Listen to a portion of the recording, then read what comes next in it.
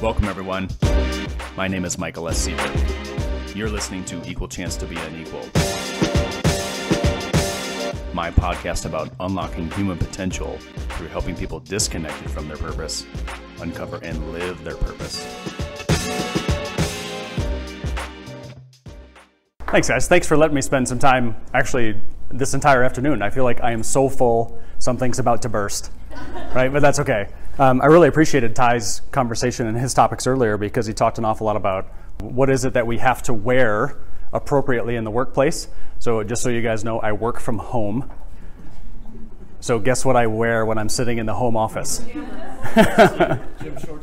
Gym shorts and t-shirt, pajamas, swimming trunks, right? Whatever I need to wear in that moment. I can take calls and Skype calls and put on a business top, but still be wearing the swimming trunks on the bottom. I think it's probably a little different than what each of you has to do on a day-to-day basis. Thankfully, I have a lot of flexibility in my schedule. I do have a small team of people that support the work that I do as an executive coach.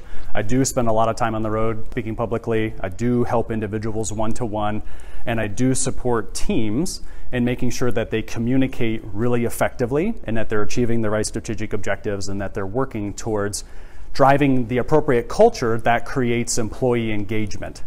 Right? So before we get into this, has anybody looked at Gallup's statistics around what % of the American workforce is engaged or likes their job? James thinks it's really low. Any guesses at the percentage? 25? 45? 7? 15? Yeah, it's so funny. What's your name? Kate. So the number is 33%. So she said 33 and a third. She just guessed right. But Chelsea also said about 30%. So each year it's different. But if you can, or if you're interested, it's called the State of the American Workplace Report. It was just put out in March of this year. It's a very, very interesting look at what makes us happy at work. So if there are 10 people on your team, you can basically guarantee that 3 are really, really happy and they're rowing the boat forward. Right? There are 5 that are just sitting there with the oars out of the water, not doing a whole lot. But then what are the other 2 doing? They're either rowing backwards or drilling holes in the bottom of the boat. And they're probably taking credit, like James said. So we do have to be very, very aware of employee engagement. So we've got to talk about etiquette, and Ty got to talk a little bit more about what are those really tactical things we need to do day to day to make sure that we are growing and developing and becoming a really significant leader. So what I want to do is kind of keep going down those same paths and talk about some tactical things. I use a product called Mentimeter. Anybody heard of Mentimeter or Poll Everywhere? Yeah. Similar? Okay, you've heard of Poll Everywhere. Mentimeter, I'll put it up on the screen here in a second. But it's a fun way for each of us to use our phones or similar devices and engage. So I'm going to ask you questions through Mentimeter. You guys get to all respond anonymously, and then your responses will go up on the board. So don't be talking smack about anybody else in the room, saying awkward things, but give very, very honest responses about these things so that we can have somewhat of an interactive but also an anonymous dialogue, right? And at the end of it, I always get a report about who said what, but I don't see names or phone numbers. I just see a number, like you were number 1, you were number 2, you were number 3. So it's really interesting to see what comes back. Okay, what comes back? What are the things that are really interesting to this group? What do they care about? So I want to start off the conversation with a little bit of content around what are the societal changes that are happening that are driving the need for us to start to lead early in our career to be ready for whatever comes next, and then look at kind of the 4 components, if you will, of what's referred to as emotional intelligence. Okay, and so it's looking at self-awareness, it's looking at social awareness, it's looking at self-management, it's looking at essentially empathy and relationship building. So trying to pile some information on top of the things that Ty was just talking a second ago, but then thinking about what do we do to say, okay, we're now aware of all of this cool information. What do we do with it? What can we tangibly go back to our offices? In some case, Logan has to go back to the office tonight. So some of us have to go back to work tonight. Some of us get to go home. But if you go back to the office tomorrow, trying to think about ways that we can utilize this information in a meaningful way would be really critical. In my work as an executive coach, I do have to help people set goals, and they're meaningful, but they're not as meaningful as the person taking and adjusting their daily habits and rituals to make sure that they're moving every single day towards the goal. Right? So people can become great at goal setting, but if they're not willing to adjust their calendar day to day to day, the probability of them hitting the goal is very slim. Okay, so we got to think about how we adjust time, how we track time day to day. So let's see if we can make this work. So grab your phones, guys. And you see at the top, I want you to go to menti.com, menti.com, on any browser on your phone. And the question that I would like for you to answer once you get there is, what are the biggest changes you see occurring in society today? I think you have quite a bit of room in terms of number of characters to be able to respond. So go ahead and type in a few different responses, and we'll be able to see how everybody thinks and feels about this. Biggest changes in society. Okay, and be thinking about what Ty said earlier about networking and relationship building and how important those things are. But think about some of the things that you're seeing popping up on the screen about how it might affect your personal development, or how it might affect your capacity to become the leader you desire to, because many of these factors do have a very determinable effect on your capacity for growth. So does the technology one surprise anybody? That means that the most people have said that word repeatedly. So what you'll see is that the bigger the word, the more times that some person in the room has utilized or used that term. Technology, what else stands out to you guys? Communication, values is a big one. Super divided, so there's a lot of stuff that comes out of the mainstream media to kind of pit people against one another. So that creates a lot of animosity or conflict, right? That's a big thing. You guys have already talked a little bit about how technology has impacted your work, right? Because you have to do things very differently, as per our conversation with Ty earlier.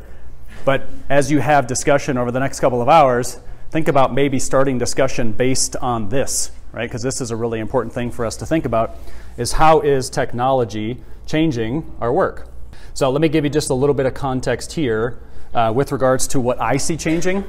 And you're welcome to raise your hand or say something to kind of keep that point going. So a big societal change that I'm seeing in the work that I'm doing with executives is that money is no longer the really significant determinant to you or your business having success. And what I mean by that is that we've moved away from cash being king to human attention being king. Okay, does that make sense? Because what happens when you're watching regular television, or you have some sort of a DVR, or you watch Netflix, you don't watch advertisements anymore, right? You forward right past them, or you block them on your internet browser, right? So what really is happening to the human mind is we're trying to think about, how do we get the most content, the thing that we really want the most, how do we give our attention to that?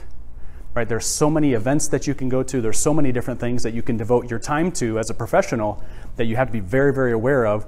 Which ones are adding the most value to your development or to your engagement or happiness? So I'm very aware of what are the things that I say or do that drive attention, because if I have someone's attention, the cash and those things will come later. So I want you to be very aware of what are the things that you're doing with your personal brand professionally that garners somebody's attention. What are the things that you say on your resume, or that you say on LinkedIn, or that you say when you first meet a person that strikes them and says, hey, I really need to find a way to learn more about this person or talk to this person. So what can you find out about yourself that's memorable, that gets their attention and keeps it for a long period of time?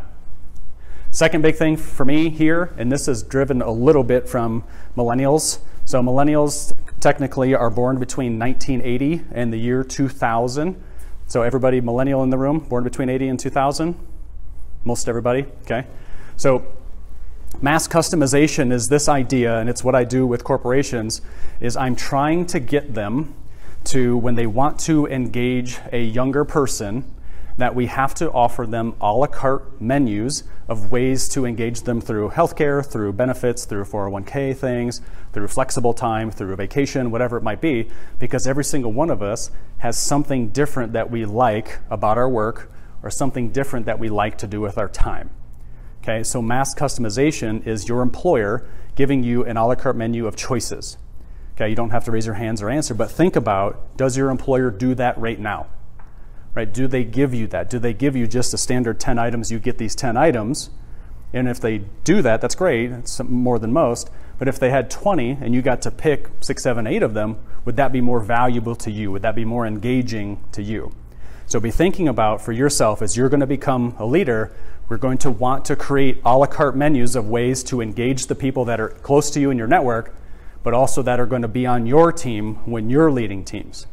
So I call it mass customization. You can call it individuality. Really what it is offering people various strategies and ways to grow and to develop to become the person that they want to become. Okay? So this thing, the third thing here that I'm seeing a lot, something called fundamental attribution error. Has anybody heard that term before? It's kind of dorky and psychologically. But if you haven't, what it says is that, and you probably have seen this, or the way that it manifests in our society, is that if you listen to or watch the mainstream media, what do they say about millennials? What are the words that they use? Selfish, entitlement. What else? Lazy. True. Whiny. Spoiled.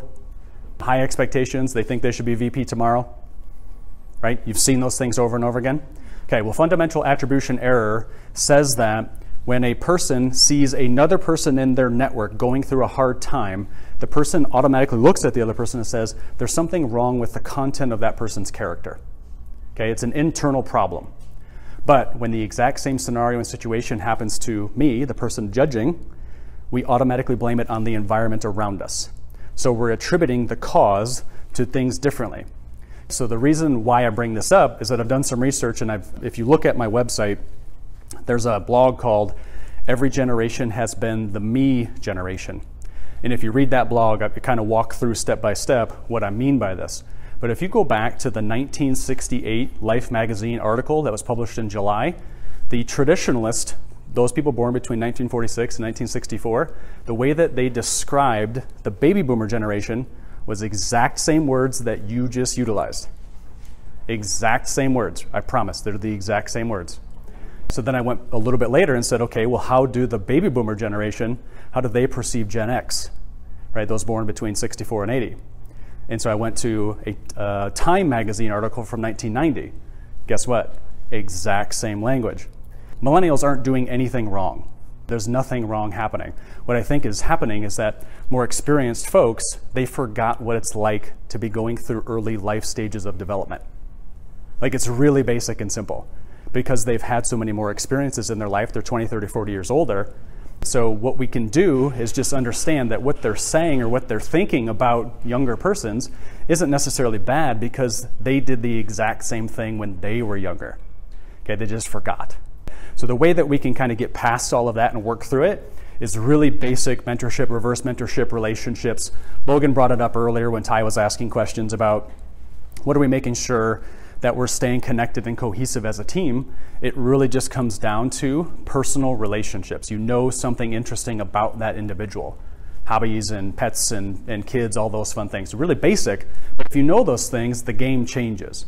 You guys already said, right, there's technology, there's divide that's happening through the mainstream media. We're moving to a place where cash isn't really king, human attention is. We're figuring out ways to become more specialized in the way that we offer our services as individuals to the world. So there's a lot of things changing. Does it feel like there's a lot changing? What do you guys think? A lot? Sometimes it's hard to keep up with it all because there's simply so much happening. As young professionals, we have to be very, very aware of and block out stuff that is just not as relevant. And that's hard because we think a lot of different things can help our personal development when in reality, it can't. Let's look a little bit first at self-awareness. Anybody in here want to take a guess at self-awareness, kind of a definition? You know your worth?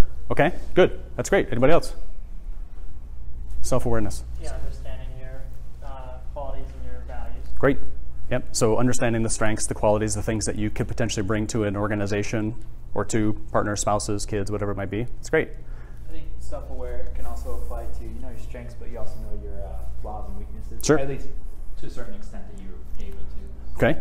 So being self-aware, looking at strengths and the positive, but also potentially saying, here are some areas of weakness. In order for me to advance inside my organization, here's what I need to do to plug that gap, potentially. So that's great. Okay, great, you guys nailed it, right? So for me, it's about how emotionally aware is this person, right? About what it is that they're doing that's actually impacting not only their own development, potentially the relationships that they have around them, right? So at our table, we were talking about sometimes when we're trying to send emails, what we would normally say to a person verbally, face-to-face, is really, really easy to understand what's going on. But when you send it simply via an email, you're not getting the entire context or picture. Right? So you might, because you're having a bad day, you might put an awful lot of extra emotion into something that doesn't actually mean anything, but it's just an irrational look that we have. I can't remember his name. He came out of UCLA. He said, basically, of the 100% of us trying to communicate to another person, 7% of the communication that we're delivering to somebody else is actually the words that we choose. 28% is the tone of our voice. Okay, the rest of it, about 55%, is our nonverbal cues. So we always have to be very, very cognizant and aware of what are all those things, because via instant message, text message, or social media, what percent are we actually receiving? 7. That's it. Okay, so they are very, very effective methods of communication. Don't get me wrong, because you can get points across really quickly, but that leaves 93% of human communication on the table somewhere, so you don't know what you're actually trying to get from that person, or they're not really relaying what they mean. Okay, so be very aware of when you send those texts, or you communicate via social media, or you communicate via instant message, it's a very small percentage. Can't automatically go in and guess what we think the person means, because we can't see their nonverbals, right? And we can't hear the tone of their voice. We can try to infer that by reading the email or the text, but it doesn't work. Grab your phone again, if you don't mind. Let's go to the second question. Okay, basic question, yes or no. Have you completed a personality assessment in the last 12 months? Myers-Briggs, StrengthsFinder 2.0, DISC, Colby, Hogan. Anything else come to mind? Something about emotional intelligence, maybe? Do you guys do these regularly in your offices? Do you do these annually, regularly at all? So we're about split, right? For the 25, 30 people in the room, we some cases have, or some cases haven't. For those of you who said yes, how often do you look at the results of that assessment? Only immediately after? What? So you look at, Tyler says, hey, I only do it when I first receive the report, right? And you're like, well, only immediately after. Does anybody else continue to look at the report later? So yeah, you can know, but it's a matter of how do you apply it to your day. Okay, so self-awareness, you guys have done a great job of describing it so far, but how do we become more self-aware? So right, we've got roughly half the room has taken the assessment, but hasn't taken the time to dive into and figure out how could they know themselves better, become more self-aware, and then apply those same strategies to the other persons on their team. Okay, so that's what I do. I go into organizations, I deliver the DISC to a wide variety of team members, and then we create fun structures and ways for them to share their styles with one another, because the brains are hardwired very, very differently. So for those folks in the room who haven't completed an assessment, there are millions of them available on the web that you can take for free, right? The ones that I utilize are like $650, right? You don't have to pay that. You can find free ones, but they're available. So I would encourage you to find them. Being self-aware is about knowing, thinking, and behavioral preferences in that context. So let me describe them a little bit here, or I'll describe the one that I utilize quite a bit. So anybody done the DISC? Raise your hand if you've done the DISC. So a few people. Gretchen in the back, thank you. Okay, so there's an awful lot of stuff here. I'm not going to attempt to describe it in its entirety, but I want to point out a couple of things. This is the how and what of communication. So where a person falls on this chart, I can tell some really interesting things about them very, very quickly. Now, if you know this information about a colleague that you work with or about one of your clients, you know exactly what to do or say with them or to them to get them on board with what you're trying to do next. Okay, if you know it, you can then know what to say to influence them, right? So people who are over here, they're very extroverted, right? So a person who's extroverted at the end of a very long, hard day, what do? They like to go out and party, they like to go out and hang out with people, they like to go take action.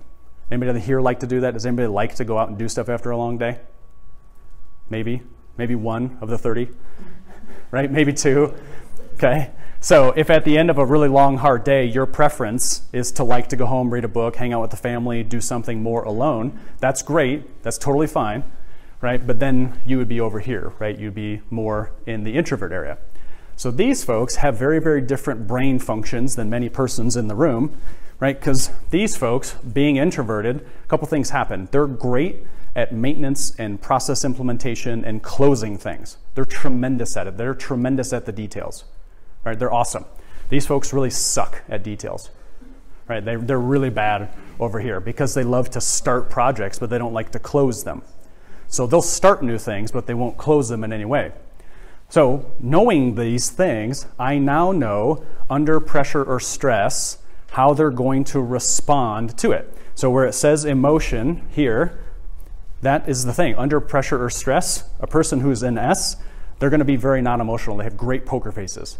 Or if a person falls under the C, they're very, very fearful, right? They view the environment around them pessimistically, so they're very fearful about what's happening in their world. We have to be very, very aware of that. But then you can see the fear down here. So these persons fear loss of long-term security, or these folks are very fearful of criticism of their work product. So they don't want to deliver the spreadsheet, they don't want to deliver the report, they don't want to do those things because they fear that it's going to be criticized in some small way. So if you watch people on your team or your boss or somebody at your level behaving, awkwardly or in some way just not really engaging, the probability that one of these fears is being confronted is very high. So my work in helping people like you is to figure out what's the fear that's not being confronted and how do we work positively towards confronting it so you can put your best foot forward. So sometimes what I have clients do is I ask them to keep what's called a pain journal. Have you guys ever heard of that? Has anybody heard of the 5-minute journal? I have a lot of resources in my brain that I want to share with you. Maybe you can write a few of them down in some way if you want them. The 5-minute journal is a gratitude journal. So every single day you answer 3 questions about what you expect to have happen throughout the rest of the day. And then at night before you go to bed, you answer 2 questions about how the day went. And if your brain is pessimistic or it doesn't always think positively, the 5-minute journal is a critical tool for you to be able to think more optimistically or positively, because after doing it for 3 to 4 weeks, your brain starts to see good things happen, not bad things happen. Okay, so if your brains are like mine, I'm an introvert too, if your brains are like mine, you fancy and you see the environment around you unfavorably.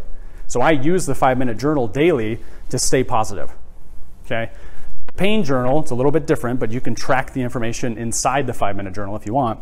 The pain journal says, what were the scenarios and situations in my day that made me anxious, that made me nervous, that made me concerned that somebody was going to criticize my work, that made me fear that I was going to lose my job, that made me fear somebody wasn't going to like me. Okay, and if you track this for 3 or 4 weeks and not do anything with it, you just track it for 3 or 4 weeks, you're going to know perfectly, identically, what exactly you need to do to then take action in the following month to confront your fears. Does that make sense? So this is really deep, right? This is really granular, but this is the thing that will make your leadership style come out so fast, right? If you just do 30 days of data collection and you go through that process of trying to discover that for yourself and say, what are the things that I'm afraid to do? And then as soon as you identify what they are, now you know in the following month what to go do. And the best way to do that, do you have a mentor? Do you have some sort of a buddy, somebody that can coach and help you through it? Because if you have that support, the probability of you doing it is far higher.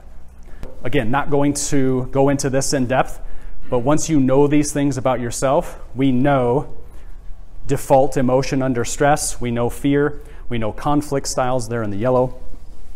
Those things are so critical to know about your development as a leader. So another thing here, when you heard Sam say that I was certified to do the 12 driving forces, this is the why of human communication. I'm not going to go through all 12, but I think, Gretchen, that these slides were sent out to everybody. So I would encourage you to look at this later, because I can help people become very engaged in their jobs if I know what their top 4 motivators or why they do what they do are. So as an example, so if a person is highly receptive, and so a motivator receptive means that the person loves new ideas, they love new things, they love entrepreneurship, they love being innovative.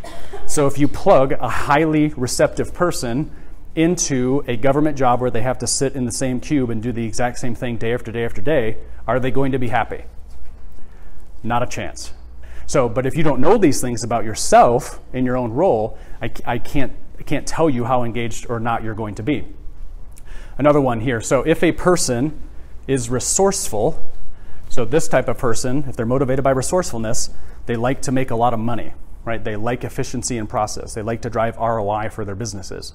So if you put a person that likes to make boatloads of money in a VP role in a not-for-profit, are they going to be happy? Nope. But if you don't know these things about yourself, how do you grow and develop as a leader?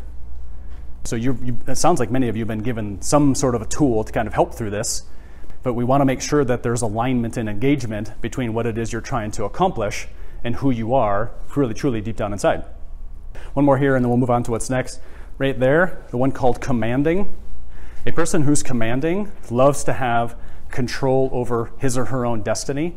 They love to be in power, right? They love the capacity to be able to control the chess pieces inside of a team. But if those persons are in an entry-level role and have no budget and have no team and really dislike their work, are they going to be good at what they do? No, because they don't have power. If you don't know these things about yourself yet, that's okay. But we have to figure out not only the how and what of communication, but also for here, the why of communication, why you do what you do. Right? Does that make sense? Is it pretty straightforward? Are you guys all jacked up and you want to go do this now? Right? Chelsea's like, yes. I guess in a situation like that with somebody who's commanding, if they won't be comfortable in an entry-level position, what would you suggest to them? Just go be an entrepreneur and don't climb the corporate ladder, choose a different path, you know what I mean? Sure. One of the slides I have towards the end answers that question, but I'll give you the preview, right? Which is, if you really love the company that you're working with and you're really willing to want to work up that ladder, absolutely stay in the role. But you have to find something that happens after hours that gives you the power. Whatever that is. Professional associations, volunteership, serving on a board of directors. Maybe it is starting something entrepreneurial like a lifestyle business that's on the side. I'm not saying for you to leave your work. I do not want you to do that. Right? But so Stephen, do not do that. But the point being is that there are other ways in which you can grow and learn and develop in a way that is supporting the why of your behavior. If you want to take that time to develop inside your current company because you like it so much, great. But let's supplement that with something else that's happening in your world. Good question. Is that good? Everybody else there? All right too? So that to me is a big one. Self-awareness can be done in a lot of different ways. It can be the how and what of communication. It can be the why of communication. Harvard, back in 2006, published an article about something called reflected best self. And it's a very, very easy 360-degree assessment that you can do on yourself without having a bunch of fancy software. What it is you pick 25 to 50 people in your network, and you or somebody else close to you, you send them an email and say, what are my top 3 strengths? And give me one example of when you saw me live that strength. Really super easy. Right? Give them a couple weeks to process and send you something back. But then what you do, you might have 150 lines of data then on yourself. So if you got all that data about what people perceive you as or what they think your strengths are, then you can go back and look through it and say, okay, my personal brand is actually that I'm known as these 4 things when I thought I was these 4 things over here. So whether it's paying to have a personality assessment or whether it's doing something free, like the Reflective Best Self out of Harvard, very, very effective means and methods to do it. It doesn't cost you anything, you just have to invest the time in doing it. Yeah, at our firm we did the grid. Okay. And we had where we thought we were, and then we spent like 20 minutes, and other people were initially where they thought we should fall. Okay. And it was funny, with half the group, they simply diagonally changed. Versus, and then the other half, probably I would say 25% stayed the same, and then another 25% kind of went above or below where they were. And so it's really cool, like visual human experiment. Absolutely, that's great. Thanks for that, James. Those are the things that matter the most, because if you don't have any data or information coming back to you, how do you really know what to potentially work on, right? How do you know what those strengths potentially are, or those weaknesses potentially are? Maybe something like the DISC, maybe something like the motivators, maybe your reflected best self. Is this a lot to ask, guys, or is this reasonable for you to do? Pretty easy? You're like, Tyler, I don't know. I don't know if I want to know. No, I would like to know. I just think if somebody asked me to do that, then no. Would you feel comfortable delivering the feedback? Yeah. And it's okay, but I would challenge you to try it. Right? I had a client in Missouri who wanted that feedback. I knew that what was going to happen was I needed that feedback from the reflected best self in order to give him the confidence to take some different action. So we reached out, we got about 127 responses. I correlated the data, came up with 4 major themes that his constituent base think about him.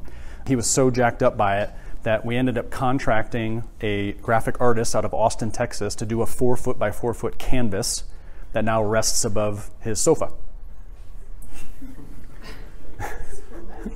So every single day, this guy leaves his bedroom, walks down the hall, and the very first thing that he sees are those 4 things, right, that people believe in him for, because the words and some graphics and pictures are put on this 4 foot by 4 foot canvas. So we all have to have that kind of physical trigger that reminds us why we're doing what we're doing. Right, my dad is a very, he's still alive back in Michigan, but he has a picture on the inside of his wallet that the wallet opens up like a V, and on the inside, taped to the inside, is a picture of his mom and dad. And that's his why. Every single day that he opens his wallet, he's like, I'm doing this business because of my mom and dad who started the business back in 1953. I've got a client who was at Stanford, or maybe still works at Stanford, and she desperately wanted a black American Express card. Desperately. And kudos to her for wanting to work really hard to get it. So there is a fake black American Express card in her wallet to keep her working really hard so that she makes enough money to get the actual American Express card. It doesn't matter what it is as long as you have it. We all have something different. But if that's the thing that keeps you motivated moving towards your goal, more power to you, right? Whatever that is. Some people I've had a client actually get a tattoo. Right? I've had another client who carried rosary beads in his pocket. Whatever it is for you is totally up to you, but just do you in that regard. But have that thing that continues to remind you day after day to be self-aware, to challenge yourself, and to move forward towards something meaningful. Another area here to think about as we think about development and growing and developing, moving on from self-awareness, this idea of self-management. What I mean here is kind of like, do you have the capacity to regulate your emotions? When you're overly emotional about something, what do you do? Okay, what do most people do when they're feeling really emotionally worked up about something? What's the typical response? Talk a lot. Okay, so some people talk a lot. Okay, over here, you said something too, sorry. Just walk away from the situation. Some people are smart enough to walk away. It doesn't always happen, but it's good. What else? Some fight back. Chelsea? So it can be very, anger, frustration, sadness, crying, something like that. All of those are very valid responses. It's totally okay to have those things happen. But if the response is not commensurate with the culture of the company that you work for, right, or if it's not going to help you advance in your career, you can't do it. You have to find some other alternative. That could be breathing techniques, really simply breathing techniques when you're sitting in your office or something. Could be getting up and going for a walk around the office or around the building. I've had jobs before where I definitely did that multiple times per week. And it was so helpful because my brain would clear after. There are ladies in the back right now that are chuckling, like, because I'm going to guess that working for ASCPA is pretty awesome, but you still have those moments where things aren't going as smoothly as you desire. And so you have to do something, right? You need that thing. So for me, I go for walks, I practice breathing techniques, I'll call loved ones or family and just talk me down for a second, whatever it is. But just make sure that you're not responding in such a way that violates the core values of the organization that you work for. Because that's a big no-no, especially when it comes to performance review time. Right? Do most of your organizations have annual performance reviews? Yeah? Have you guys seen about 2 years ago, GE, General Electric, they scrapped annual performance reviews. They no longer do them. When they've moved to a place where they have apps on their phone, so leaders can, as they're interacting with their employees, they can basically key in information about the person in the moment on the spot. So we're moving to a world where your organizations probably for a while will still do annual reviews, but there will be a point in time when you become leaders of large teams that you will not do annual reviews. There will have to be other ways to be able to collect that data, and it'll be much more individualized. I gave a presentation to a group of CFOs in Boston in April, and I met a guy who runs an organization called People Productive. And that's exactly what it is that you pay X number of dollars a month to have this app, and you can go in and it'll basically, you tell, okay, person X on my team is having a rough day, we give them a 5 out of 10, the app automatically pops up and says, try these 5 things to turn them around. We can get back to a place of feeling sane or happy or whatever pretty quickly if we know what to do. So be thinking about your leadership preferences and styles in both of those scenarios, because it's very different how you would do it in an annual review versus how would you interface with your team on a day-to-day basis and track and encourage and develop them. So it's a big adjustment, big thing to think about. Self-management is actually the hardest part for really truly senior executives to get. This is the thing that's the biggest struggle for them. And when I do this assessment with them, this is almost time after time after time, the thing that they and or their colleagues rate them on the lowest. Right? So on a scale of 0 to 10, this is always the one where people rank themselves or other people rank them the lowest. So this is a really hard thing, is that do we have capacity as humans to manage ourselves in moments of stress? And it's hard. And I think you guys, some of you are in a busy season right now, and the stress is probably high. And so do you have the capacity to regulate or manage your own emotions when things aren't going smoothly? So let's try the phone again. We'll do another question on Mentimeter. Question is, how confident are you that you're living your life's mission, right? Your personal why, your brand, that you're living that every single day? Every single day. Tyler's like, do I really have to do it every single day? 6 out of 7. I don't judge people based on their financial status. I judge them based on what % of their day they spend living their life's mission. Because I know that if they've defined their mission and why they're going to do what they do in their life and the legacy that they want to leave, and then I look at and say, what % of your day are you actually doing that? You can tell in Gallup's poll, are they going to fall in the 3, the 5, or the 2? Because if they're doing jobs and doing work that is not engaging to them, the probability of them falling in the 2 and wanting to drill holes in the bottom of boats is really high. We want to be very, very cognizant and aware of what our life's mission is, why that. So for the folks here, we're kind of, a little bit towards confidence to say, yeah, I kind of know what it is. But the question would be, for anybody who responded, where is it written down? Do you have it written down somewhere in a meaningful way that you can check it every single day? Mine is like blindingly obvious on all of my social media channels and on my website. So if you go to my website and you go to the About page, it's the very first sentence. Like, it's really out there for people to see. Now, you do not have to share yours the way that I do mine. It's my work, right? I have to share it to, kind of drive success in what I do. But you're going to find a lot of happiness. You're going to be a better leader if you're engaged and if every single day people see the most authentic side of who you are. But if they're only getting a shell of who you are, it's a lot harder for them to want to be bought into your leadership style. Pretty easy to understand, correct? But so yeah, do you have to behave a certain way in the office because that's the rules? Sure. But if there's something that's unique about you, how do you display that? I've worked with folks before that work in customer success and very, very interested in customer success, but also wanted to start a yoga business nights and weekends. So you can't wear yoga clothes to professional business meetings, right? So she can't live her yoga brand inside of her personal kind of business stuff. But what she can do is she can wear very, very nice business suits and figure out some other way to incorporate yoga into it. It could be a bracelet, it could be some sort of ring, it could be mala beads as a necklace, whatever it might be. But do you guys have those things? You don't have to answer, but think about that. How are you incorporating something unique about your life into the way that you carry yourself in a way that attracts other people to you so that they want to be led by you? And that's a very important question to think about as you develop your leadership capacity. With self-management, I'm going to give you a little bit of the process that I utilize with anybody that calls me, right, from an executive standpoint.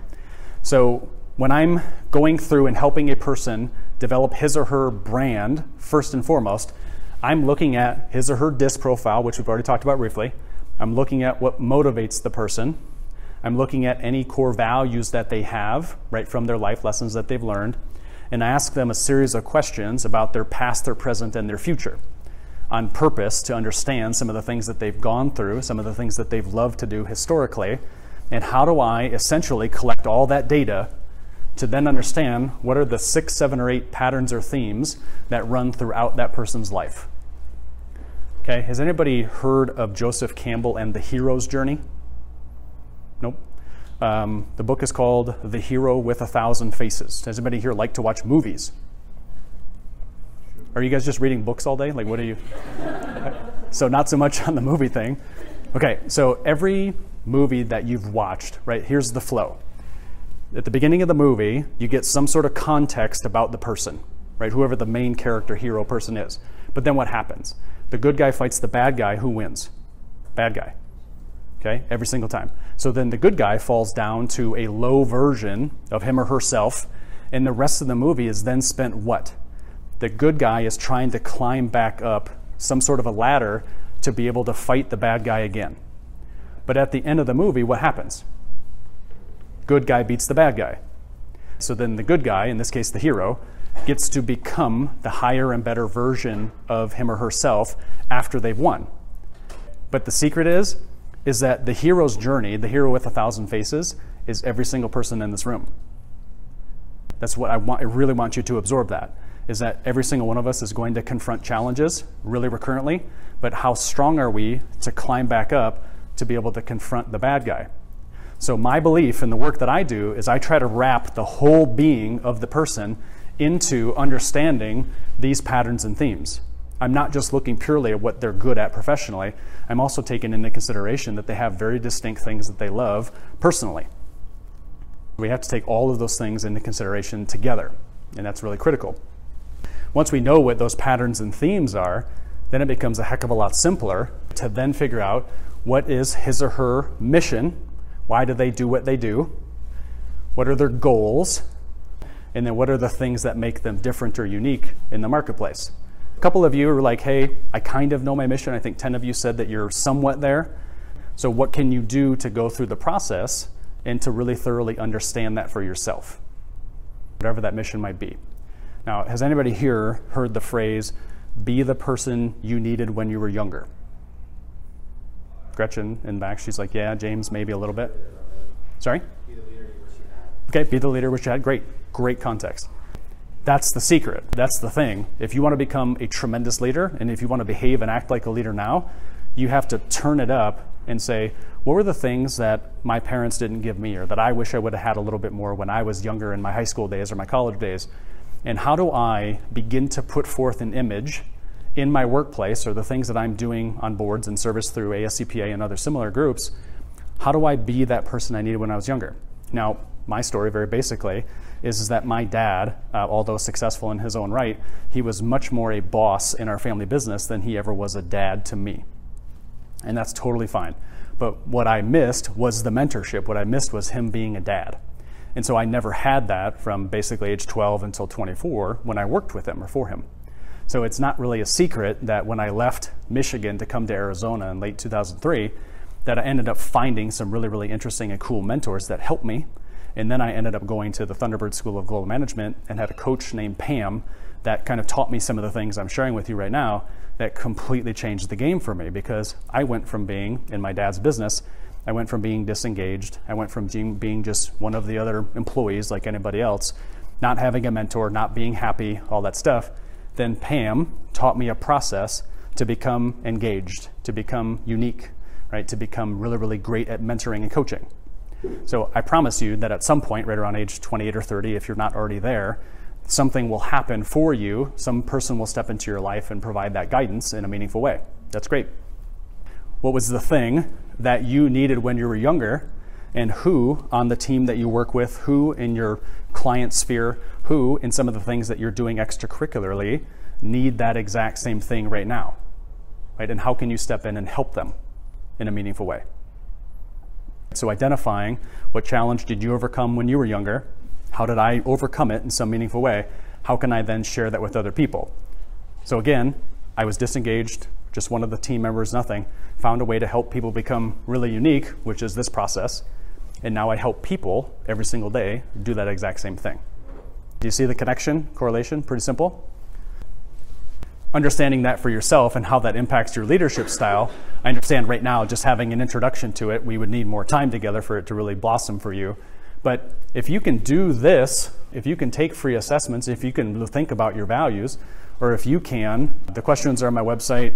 I have a podcast called Equal Chance to Be Unequal. The 3rd episode is this, described step by step by step. So if you want to, you can just download the podcast for free and listen to it. So you can get those questions if you want it and go through it and then answer them as you want. So then you got those patterns and themes, then you know your life's mission, then you set goals. Talked a little bit before about goals. If you want to be tremendous at leadership, obviously having goals are important. By show of hands, does anybody here have 3, 4, or 5 year goals that they're consciously working towards each day?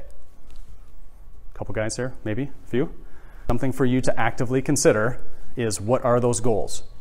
And how do you go about the process of creating them? I'm very aware of this. I'm very, very focused on this, and I'll give you what I do. I use the 5-minute journal to track kind of how I'm feeling and what's going on day to day. Then on the first of the month, I have a 3-hour time block that I go back and I look at 30 days of data. And I'm like, what the hell was happening, right? What was going on? What can I do with this? And then I take that 3 hours and I reflect and say, how did all of this help or hurt me on my path towards my goals? And then if I need to tweak or adjust, then I tweak and adjust what happens in the next 30 days. There's lots of ways to go about this. It just works for me because I'm an introvert, right? I can do it on my own. So then what I do is I find ways to be able to, at the end of the year, just disappear and do some really interesting introspection and goal setting. Next Wednesday, I'm going to sit on a plane for 18 hours and go sit in the middle of Singapore and just sit there and think about 2018 and just go hang out. I've never been there before. But it'd be really, really interesting, like meet people and see what it's all about. But that's the whole point, is I've got all this data that I can do something with.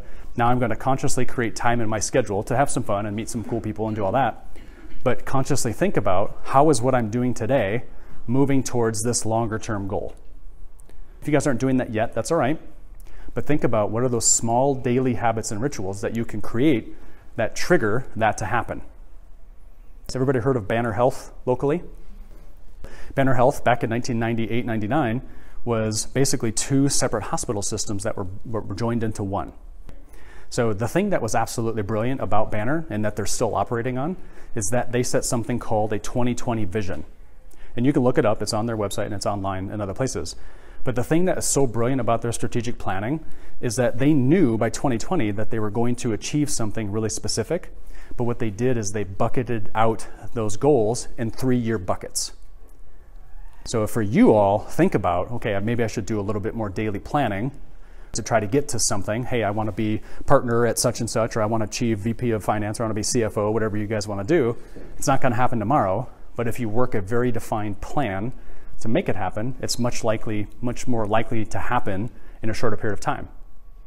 So if you look at Banner's model, it's brilliant because they had very, very specific phases and stages that they needed to follow in order to get to the end goal.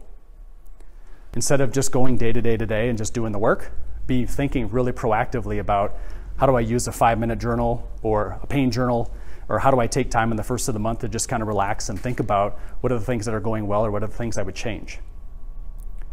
I adjust my pricing structure every single year. I fire clients probably every month, every other month, because they're just not doing the work, right? But you have to be really in depth in thinking about that for what you're trying to accomplish.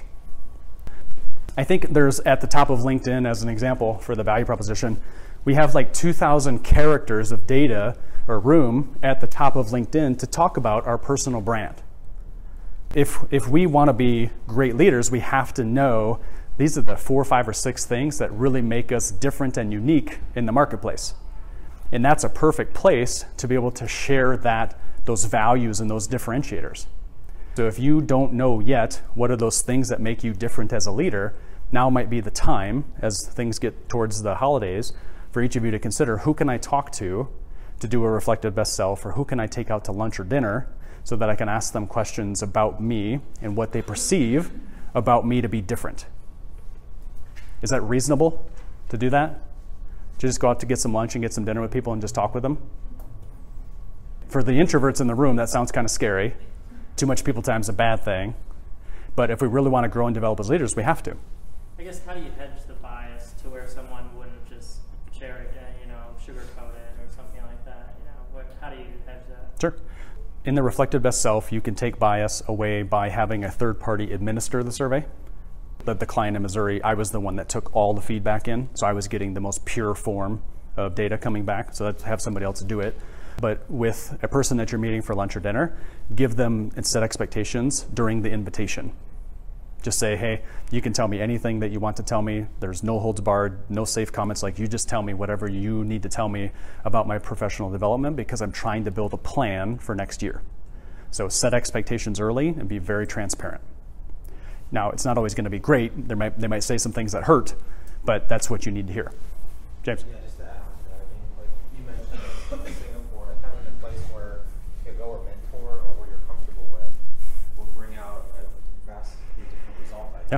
Oh, yeah. especially in our performance reviews and the people who report to us and who we report to. Yeah, absolutely. So whether it's people that you know relatively well, or if you're looking for outside counsel and you need help in some regard, I wouldn't be where I'm at today if it weren't for the coaches that I hired in the development of my business. I really needed them. I needed Pam back in 2008, 2009 to get me started. And then I've paid for other coaches along the way, personal trainers and feng shui consultants and career coaches, things that I do. They've been so critical to helping me cut out a lot of the bad stuff and staying really heavily focused on the stuff that matters. So that can happen through paying for it. That's always one way. But my girlfriend Hope, she does something where she has 3 of her friends. So if you have 3, 4, 5 trusted friends that you really can get down with and that they have similar motivation, what they do is they meet every 6 weeks. Every 6 weeks they just go to a restaurant and they just sit there and they share what they've been working on in the previous 6 weeks. So at every single meeting is at the beginning, each of them sharing what progress they've made in the last 6 weeks. But at the end, people always have to leave with 3, 4, 5 action items that have to be done by the next 6 weeks. It's really simple and basic, but it is so effective. If you want a coach or a mentor, you can ask somebody at work, you can pay somebody to do it, you can find an accountability group like what Hope does. So many paths that you can go, but you have to stay committed to it if you really truly want to grow and develop as a leader. Really simple strategies, but truly effective. For me in the process, making sure, looking really holistically at collecting data, what's the messaging that's coming to me, how do I then push that into something that helps to guide my behavior? Okay, what I mean by that is that, so really, really basic, right? On the x-axis, from the time you're born until the time you die. Very, very basic x-axis. On the y-axis is activity. And what I mean by activity is that what are we doing that is either in alignment with our life's mission or is not in alignment with our mission? For those of you who are like, well, I don't really know what my mission is, I'm kind of on the fence, the probability of your daily activity and the things you spend time on aligning with that line, what's the probability it's on the line? Really low. But if this line is your mission, it makes you really, really happy, it's the thing that allows you to grow and develop, it's the thing that grows your career, we want to make sure that we're always as close to this line as possible. But when we're young, right, what happens to teenagers and people in their early 20s? Right, they do a lot of really silly stuff. Anybody in here have kids? Ladies in the back, you guys have kids? Okay, you guys have some kids? Okay, a lot of irrationality and stuff that comes out of kids, right? There's a 16-year-old in my house. Hope has a daughter from a previous relationship. And it is just unreal what happens, right? The ups and the downs that come from that and the various things that impact her life. And so being able to provide a little bit of stability to her is critical so that she can get closer to this line on a day-to-day basis. So if your behavior, your activity is not lining up with your mission, from birth basically, let's say until about age 28 or 30, the stuff that you're willing to try and do, has anybody heard or read the book, The Quarter Life Crisis? James, seriously? Okay, good. But that's exactly where everything happened for me. So let's touch on that, James, because that's a big one. What happens is right when we're born, the stuff that we're willing to try because we're going through like basically self-discovery. Just going through the process of self-discovery. But then the quarter life crisis happens around 28 or 30. Now in astrology, what the astrologists call this, they call it a Saturn return. And it's actually something that happens, right? James knows of this, but for everybody else who's kind of into astrology, I want you to look this up. Because what happens is there's a Saturn return, and you have to really consciously think about, and this is the work that I do, I look at the 25 things that my clients are doing, and I'm actively thinking about what 10 things do I need to cut out of their life so that their band of activity becomes more narrow. Depending on where you are in your life, age-wise, the activity that you're probably engaged in probably is not connected to your mission. So if you guys were to do like a time study of your every week, right? What are the things that you're spending time on, and how much value are those things adding value to your day, to your professional development, to your growth? And that's something for you to actively consider. As fate would have it, when I turned 28, I had this really, really great weekend. Right? We've all had really great weekends. My weekend included my wife left me, I lost a pile of money, I lost the house, and I started the MBA. Like all 4 things in 3 days. It was awesome. Like, you have no idea how awesome that was. I'm so thankful for my now ex-wife. Like, she was so far ahead of me in terms of emotional intelligence than where I was at that time. I'm so thankful for her because she taught me an incredibly important lesson right there in that point that has set me on a completely different trajectory in my world. Because I needed that correction, right? Some of the things that James just talked about, I needed that correction at that age. Because if I didn't have that, I wouldn't have met Pam, right? And then I wouldn't have met Rick, and then I wouldn't have met Cheryl, and then I would have met Diana, right? There's all these people that I needed along the way, but those people wouldn't have entered my life and helped me, and they won't help you unless you have that thing that kind of corrects you. I call it like working in flow or out of flow. Okay, yeah. And so what % of your day, James, is in versus out? Now it's quite a bit. Okay. But mine was right before 28. Yeah. And so I would say that it got to be to the point where, 20-hour days of doing, work that wasn't valuable made up maybe 8 hours of it. Yep. And then we've got the 12-hour days with our real work, and then the relationships and everything on top of that. Yeah, well said. So that's the type of depth that we need to get to grow and develop as leaders, is we need to know what is not adding value to us, and we need to figure out a way to cut those out. Whether you call it your life's mission or being in flow or out of flow, your call, but I just want to make sure that you're really thinking about what are the things that are happening in life that you say no to. Because when you think about folks inside your organizations that are 2, 3, 4 levels above where you're at right now, the thing that they're great at is they say no to a lot. Like, it's really that simple. They just say no to a lot of things that they know are not helping them. Because as a person progresses in her career, his or her career, at the beginning, your technical competence means everything. Right? How good you are and how hyper-specialized you are at something is everything. That's the thing that gets you the potential master's degree or the bachelor's degree. It's the thing that gets you that first job. It's the thing that gets you promotions, all that stuff. But after 1, 2, 3 promotions, is your technical competence as valuable as emotional intelligence? Not even close. Not even close. Do the people that I work with that make lots and lots of money, do they have technical capacities? Yes, but not to the depth that many of you probably have it inside your current roles. But what they have an EQ in their brain that allows them to behave and function very differently, to know how to move the chess pieces around. It's a very different ballgame. I was this weekend in San Diego with a guy. He's exited from 4 different healthcare startups in different parts of the country. The guy's got, let's say, $100 million. Right? The guy doesn't ever have to work again. He's 52, 53 years of age. Doesn't ever have to work again, but he wants to. And the thing that's going to allow him to have success in the next startup and the next exit is going to be his emotional intelligence, not necessarily his technical competence. So for each of you, you do have to continue to develop technical competence, but your success moving forward is more about your emotional intelligence than anything else. That's why here, I'm like, okay, the quarter life crisis happens between 28 and 30, but then the midlife crisis, what we hear about a fair amount in society, happens between age 48 and 50. Does anybody have a parent that went out and bought like a crazy sports car or divorced the spouse or something like that? Because that's typically what happens, is that we get to a point of confusion, 28 to 30 or 48 to 50, and so we do really irrational things as opposed to just really taking the time to say, what's the legacy I want to leave on this planet, and what do I need to cut out of my day, to James's point, that isn't adding value to that thing. And as soon as we know that, it becomes a lot simpler to work through and think about what are the things I need to build as a leader. How would you quantify the value add for emotional intelligence and for how you respond to these types of situations?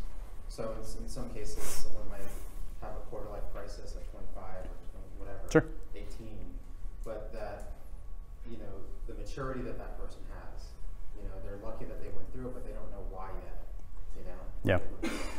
Yeah, I don't know if that's easily quantifiable. I mean, the way that society does it, it's through their wage, yeah, or their comp. But I don't know. I would imagine that, like with anything, you'd have to have some sort of baseline benchmark. So I started. Happiness benchmark, right? You could do that, right? The country of Bhutan has something called the Gross National Happiness Index. They don't do GDP; they do GNH. I mean, that to me is a much better path than what we do in America, because we built an entire society based around how much money we make, which is complete and total bullshit, right? It totally doesn't matter. If you make more than $34,500 anywhere in the world, you live in the top 1% of all global earners. That's a very low bar, relative. That's all you gotta make, right? You only gotta make 35 grand. Like, it's not terribly difficult to get there. And that's in the top 1% of all global earners, right? 7.7 billion people. So what do you think the number is in America? How much do you have to make to be in the top 1% in America, specifically? A lot. What? 400K. That's exactly it. It's 400K. So if you make 400K in America, like Steven's on fire I today. just know, I know the other 99%, so Up to 399. So if your goal, right, if you're motivated, what we talked about earlier about resourcefulness, if your motivator is money, great, go after it. Like, do that thing. And that's fine. But that's the thing we have to consider, is that not everybody's motivated. There's 12 different motivators, and maybe one of yours isn't money. So 35 grand globally, 400,000 in America. And even then, a lot of taxes get taken out, right? So you've taken 180 to 220 home. And still, even that is like hard if you've got growing families and BMWs and all that silliness, right? So just think about it. So is it easily quantifiable? I don't know, I've never done it. But what I can use as a reference is that I recently started going to a personal trainer. And on the very first day, we did this really interesting thing with my body to test water retention, body fat composition, muscle composition, all that stuff. So from the very first time that I started working out, I'll know every single month, because we'll do the same exercise, how my body's evolving. So for each person, do some sort of a baseline or a benchmark to say, I'm currently making this much money, I'm currently this engaged, I'm currently receiving this performance review from my boss, right? Then implement some sort of change in your life, and then do that exact same thing 1 year from now, and how have things adjusted, right? So whatever it is, set the baseline or the benchmark, and then do that thing again in a while. So guys, if December 31st comes around and I'm still a fat cow, like, somebody tackle me and say, you're like not good at this. These are the things I think about. I set a goal at the beginning of the year. I said, I want to replace 15 pounds of body fat with muscle, right? Relatively simple, straightforward goal. But I waited all the way until October 31st to start doing it, right? makes it easier. So now I'm trying to cram that craziness into 2 months, which is highly illogical.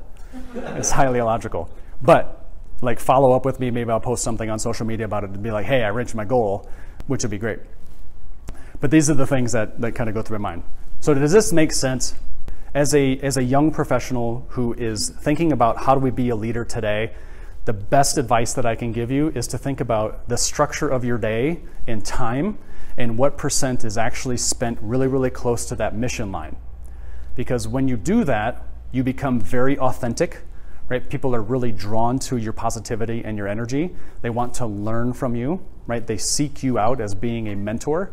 So we got to think about, how do we do that? How do we find that for ourselves so that then people want to connect with us and learn from us? Okay, you've already been given today really awesome insights about really tactical things we can do at dinner. So now you feel comfortable with going to dinner to make sure you're doing that well, right? Ty talked about some great stuff too. These are the things that we do to communicate more logically through email and other structures. I'm asking you to go just a little bit deeper and say, how do we distribute our time in such a way that people are going to be attracted to us? Because that, to me, is the game. 21st century currency isn't the American dollar or the renminbi or the euro. It's attention, right? Why do people want to spend time with you? Right, so draw them in, keep them interested and engaged somehow. So another one here, let's think about social awareness.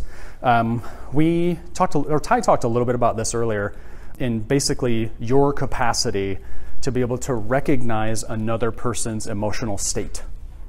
So social awareness is really looking at, how do we know what's happening macroeconomically? How do we know what's happening within the state of Arizona? How do we know what's happening with our team members? Maybe something happened, they lost a loved one, or they just had a baby, or they adopted a dog, right? There's all these things that can be. So social awareness is knowing when those things happen. Right? Do you guys have formal structures in your day that allow you to collect that information or to store it somehow? Does anybody have an example? If you don't, that's okay. Or is it just casual conversation that it just pops up? You guys spend a lot of time by the water cooler, maybe? Just hanging out? Or no? That's okay if you don't. There are a lot of introverts in this room, so you guys are probably just like head down in the work that you do, and that's great. But the thing that's going to trigger your success is to take a 10-minute break every hour, right? So a simple productivity hack is that in a 60-minute time frame, if you want your brain to be functioning optimally, is like go balls to the wall for 45 minutes and do the best that you can in that 45 minutes, but for 10 to 15 minutes, don't do anything. You will get way more done in a very short period of time if you're really heavily committed to that thing, but then you can reset your brain for 10 minutes. What about our utilization reports? That's probably something you'd have to work out. I don't know. I'm a little disconnected from finance and accounting, but that I can imagine where that would be hard. But because the structure and system is worked up that way, but my experience has been in watching people that I serve have success is that they build in breaks throughout their day to reset their brain. Because that's the thing that goes back in and doubles down on productivity. Oh, I completely agree with you. I think Yeah. those utilization reports are a little silly. Did you have something, James? No. Good. So social awareness is figuring out when can we learn information from other people in a meaningful way. How do we collect that information? So water cooler talk, seeing somebody in the parking lot and going to talk with them, connecting with somebody on LinkedIn and then learning something about them by looking at their profile, taking a client out to lunch and asking them questions about the personal stuff. The reason I touched on that earlier when Ty mentioned it or asked was because Logan mentioned something that was important. So when I was a student at Thunderbird, one of the faculty members did a research study basically attempting to figure out for project managers who work virtually across country lines, they never ever see each other physically, right? They never shake hands, they never hug, they never do any of that. What was the number one thing that allowed them to build meaningful relationships? The reason why I brought that up or said what Logan said was that as they just took time at the beginning of their calls to share something personal that had happened to them in the last 4 or 5 days. Like, it was that. So if you guys aren't doing that right now and you want to develop into a very, very strong leader, you have to be able to share those things about yourself, and you have to be able to collect that information from other people in your life and then store it somehow, however you choose to do that. But then the next week, you have to be able to follow up with that person. How's your grandma? How's your dog? What's going on with your new baby? And you have to be able to do that.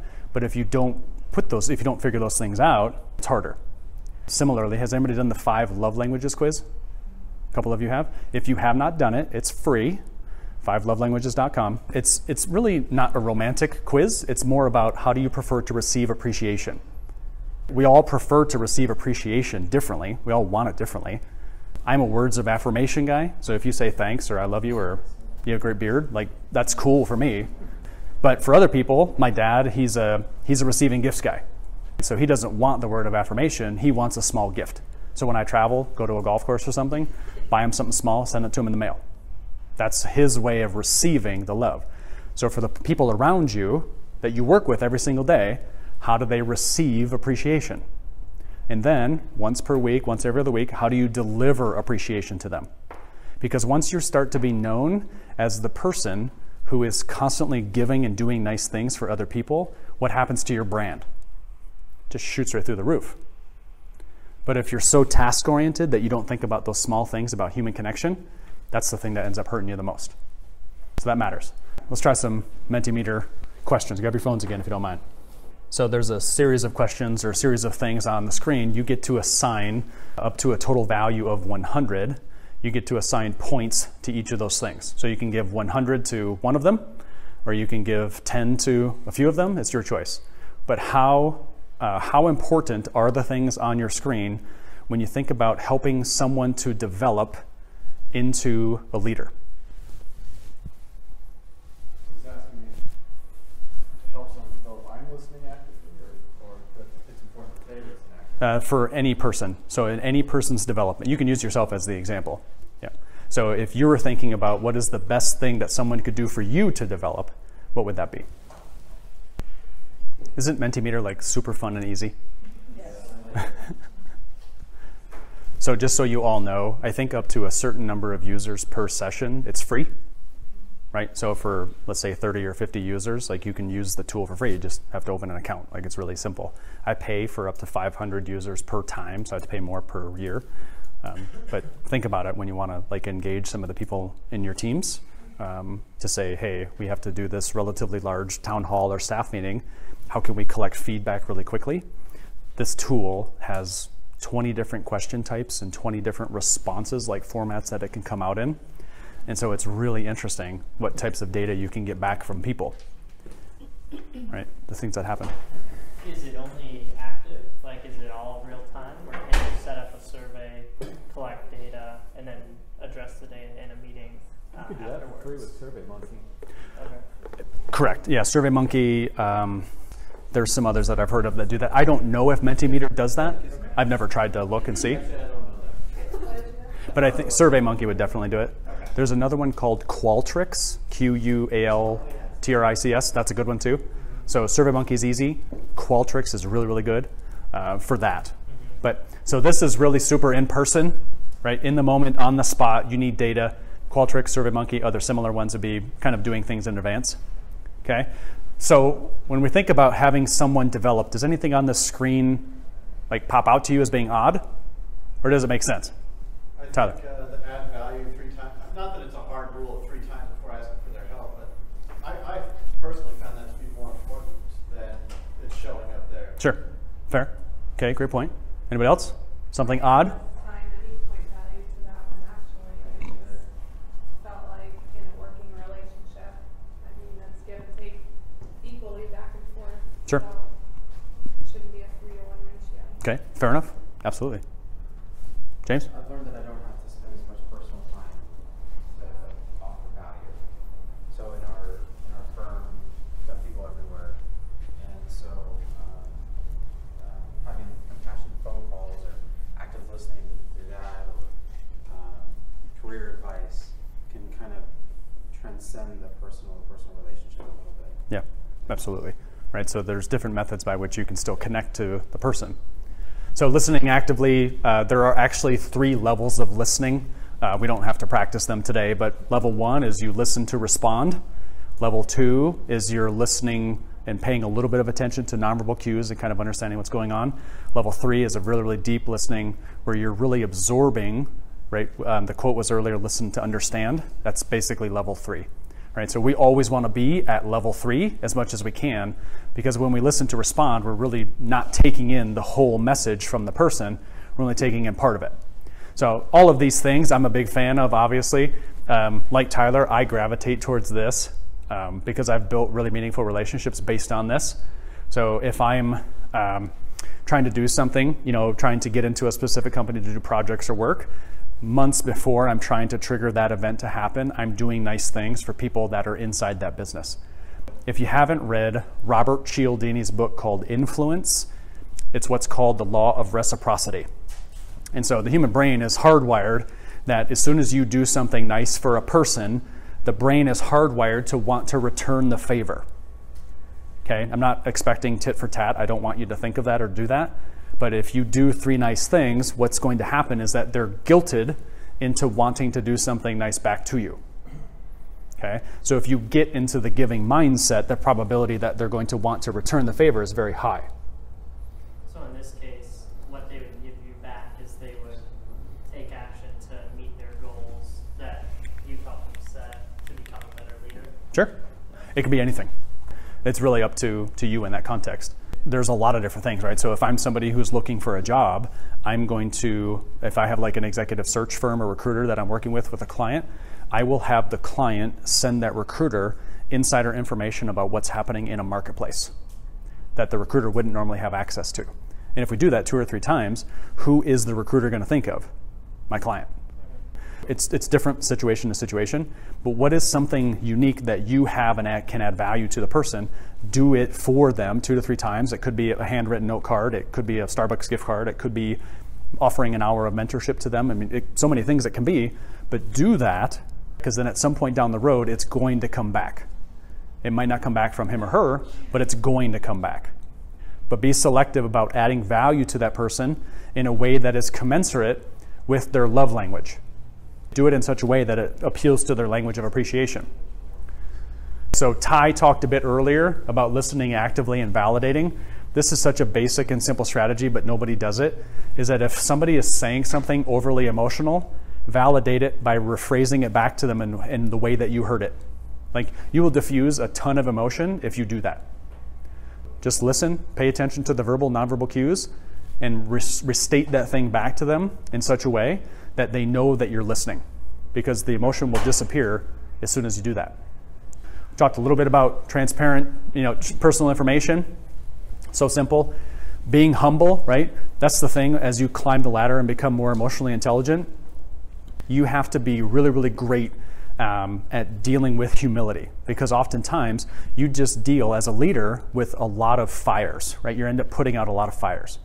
That's what a leader has to do a lot. So if you can condition yourself now to be okay with being a bit vulnerable and saying, hey, these are some mistakes that I made, or these are the failures that I had, or these are the lessons that I learned from it, what you do is you create a solutions mindset in the mind of the people around you. There's a department within Google called Google X, and it's the organization that just does an awful lot of really interesting things to try things. So the guy that runs it, his name is Astro Teller, and what they do when they have like a multi-million-dollar failure, they throw parties, like massive parties, cake and balloons and all this ridiculousness. But why? So they can celebrate the fact that they learned massive amounts of stuff through the failure. So if you become the leader that thinks about, how do I celebrate people for making a mistake, owning it, and coming up with solutions to fix it, you've now created a different animal in your life or on your team, because now everybody wants to come to you with solutions. It's such a small adjustment or change, but it completely changes the culture of your business in a very, very meaningful way. So if you can offer up and admit that you made a mistake, and then you can get other people around you to do the same thing, the game changes. Very, very small. Apologize, pretty basic. Talked about spending time together to generate value 3-to-1. I promise you it works. I've seen it work time and time again. Doesn't matter where you're at.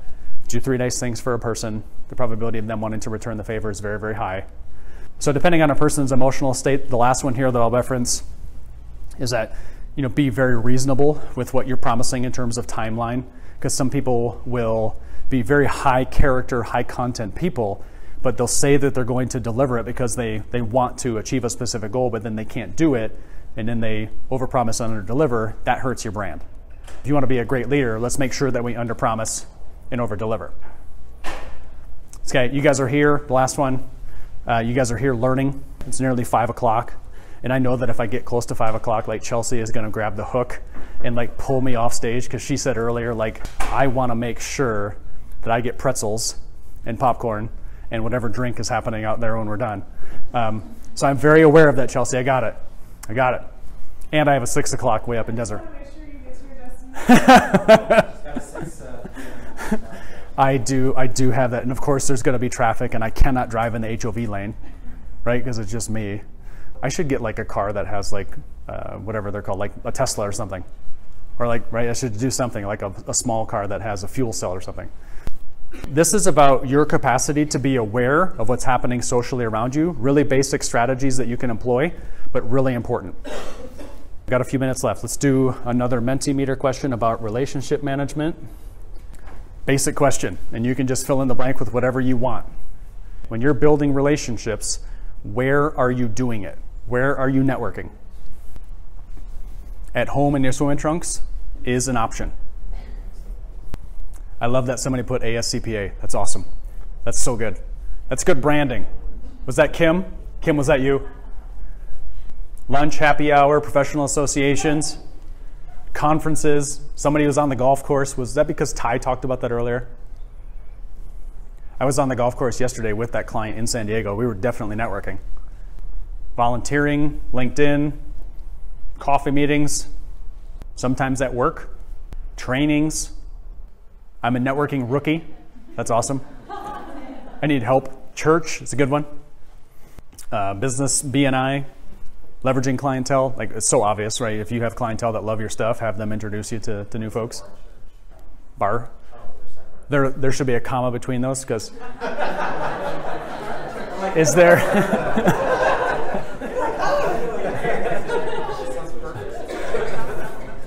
Does anybody know of a church that is also a bar? Coffee bar. Okay, that's a bit more manageable. Catholic churches. Okay, wine. Yeah, yep. Fair. So does anybody know how many recognized religions there are on this planet? We're accustomed to think that there's a few, right? But what's the number? A lot. Sorry? Sam was like hundreds. Yeah, it's somewhere under 5,000. Under 5? Anybody else? 2,200. Wow. Okay. 7,000 recognized religions on this planet. Growing every day. And it probably is, right? But the point being is that we have very diverse thinking models, very different approaches, and there's no one right or wrong way. Let's just be aware that people think really differently. Sometimes it might be going to the bar at the church. I mean, that might be the thing. That might be the thing. So you guys gave great answers there, but I just wanted you guys to see that from one another, to say, where are my colleagues going, or how are they doing it? Because that's important, maybe just to give you guys a couple of ideas. Stephen asked the question, I think it was Stephen earlier, about how do we, if we can't have our motivator being fulfilled inside of our full-time job, where else can we go? So when I'm helping clients, I'm trying to figure out, of all of these strategies or methods, which ones are they playing in currently, which ones do we need to keep them in, or which ones do we need to take them out of? So for each of you, you definitely have jobs, that's great. But in what other areas do you need to play, and like ASCPA and other professional associations, do you need to play in order to grow and develop your skills? So if you set a goal of, hey, by the end of next year, I'm going to serve on a not-for-profit board of directors, and I'm going to learn what it means to be a board of director and serve on a subcommittee and have to raise money and all that stuff, it's a very easy process. There are 30,000 not-for-profits in Arizona. The likelihood of you being able to find one that is interesting to you is very high. And there are places online that you can look him up. But you learn so much through the process of being a board member. Or maybe you're really engaged like Ty is with ASU. Or maybe you want to do things philanthropically, right? I serve on the board of Big Brothers Big Sisters. And I had a friend of mine say, hey, I think I've got this donor that will give money to Big Brothers Big Sisters if it has a scholarship fund. And it didn't have a scholarship fund. So he and I kind of brainstormed a little bit, ended up finding a way to do a dinner at his house, got a bunch of people to come over and hang out. In about an hour and 15 minutes, we raised 26 grand from those 20 people. And now all of a sudden we've got the launch of a scholarship fund. And we've got some other people that are bringing in another about 150, maybe 200 from some other channels. I tell you that to say, if you have an interest in something, find the not-for-profit or find the board of directors, or work and be more engaged with ASCPA in a way that allows you to learn extracurricularly, that allows you, even if you can't do it in your job, you're still building the skills that are required for you to get to that next level. Pick one of those channels that's important to you. A couple things here. When we think about relationship management, we've already talked a little bit about like Hope's accountability group, me having mentors, coaches.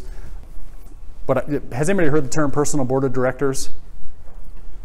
Personal board of directors is that you pick 5, 6, 7 people that maybe have the career that you would like, or maybe they have a skill set that you would like, or maybe they have the right connections that you would like.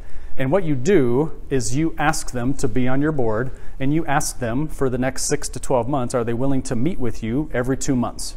You buy their meal, and you set an agenda to say, I want to talk about these 5 things during our meal.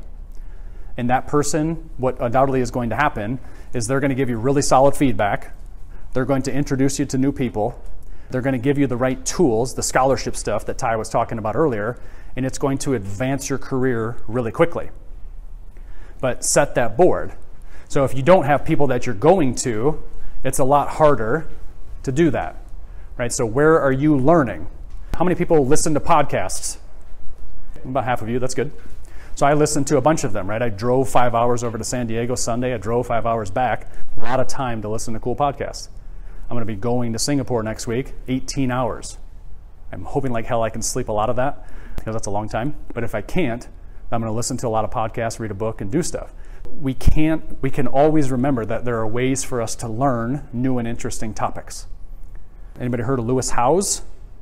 Or Gary Vaynerchuk? Or Tim Ferriss? Some of you, Tim Ferriss. What about a guy named Michael Gervais? It's a guy that coaches Pete Carroll and the Seattle Seahawks and other folks too. really, really interesting people that are doing really significant things for their communities.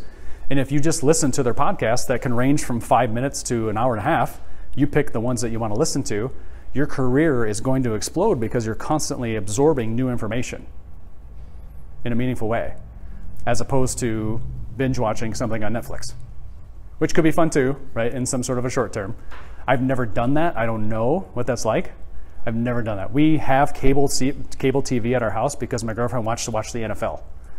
That's the only reason we have the cable service. We don't watch TV. It's not our thing. Because we listen to podcasts, we read books, we're out talking to mentors, meeting up with people. She has a full-time job and a side business. I'm building a business. Like, we have all these things to do that we're not trying to escape by listening to, the radio or watching TV. Because to me, that's what those are. If a person is really heavily focused in on, they can't wait for it to be Friday because they know it's the last day of the week, that's how I know they need a new job. Because why the hell would you wait for Friday, right? Why would you not take a job or do something that's so meaningful for you that you want to do it 7 days a week? If somebody is constantly looking forward to Friday, I know I need to extract them out of that thing and get them something totally different. All right, 2 minutes, Chelsea, right? Are you counting it down?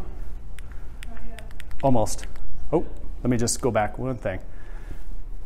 We've already talked about the 5-minute journal. I'm not going to do that too much. If we want to take all of the things that you've heard today, from dining etiquette to the great things that Ty was talking about and making sure that we're good with social media and email management and time management, what I want you to think about is Dana Reilly out of Duke had done some research basically looking at when is the human brain the most productive. And that happens to be 1 hour after you wake up for the next 2.5 hours.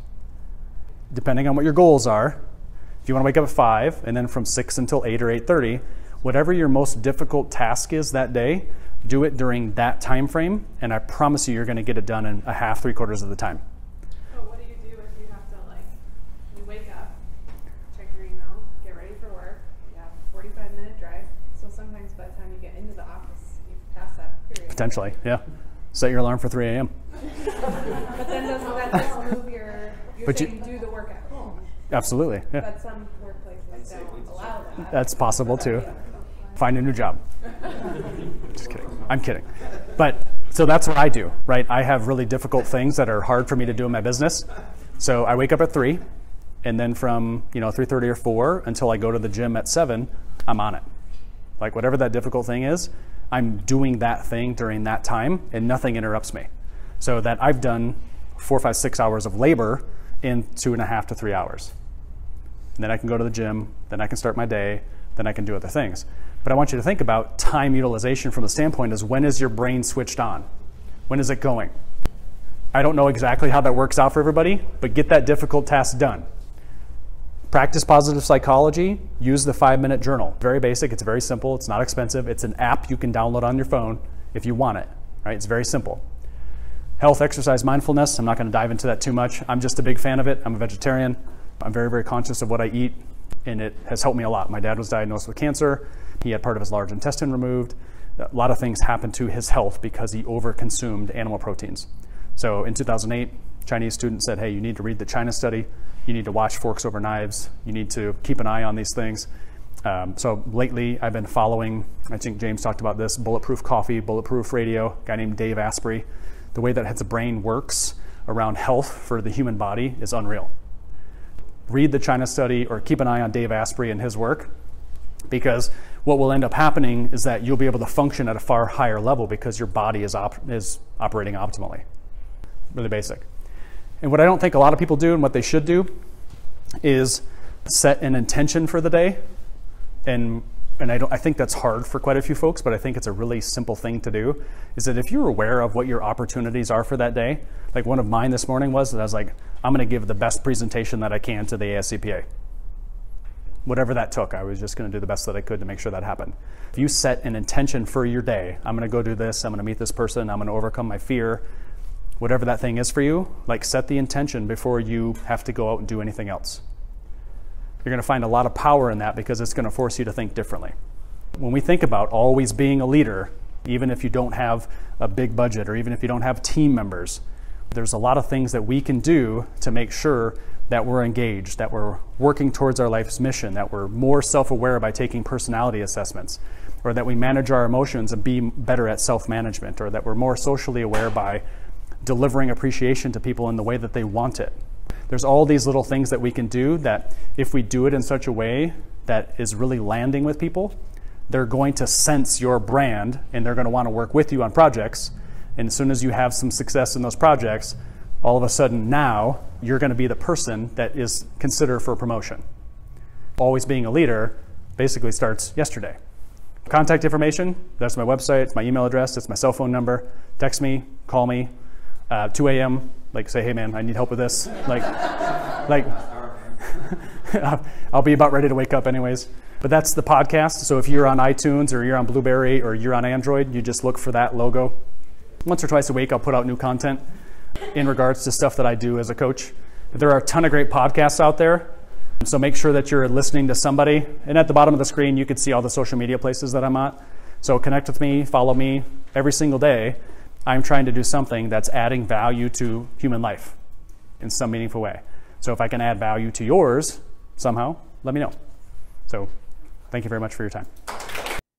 Thank you for listening to this episode of Equal Chance to Be Unequal. I'm Michael S. Seaver. If you enjoyed this episode, please leave a review on iTunes and like, share, or comment on this podcast on michaelsseaver.com, Facebook, Instagram, LinkedIn, Twitter, or YouTube. Go forth and be awesome.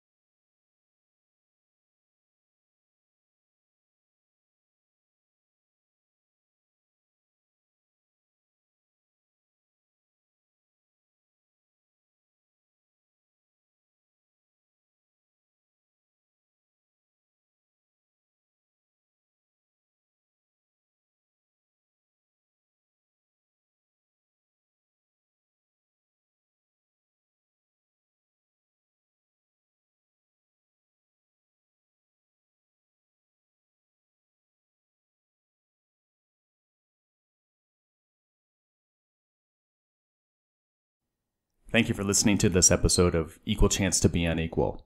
I'm Michael S. Seaver. If you enjoyed this episode, please leave a review on iTunes and like, share, or comment on this podcast on michaelseaver.com, Facebook, Instagram, LinkedIn, Twitter, or YouTube. Go forth and be awesome.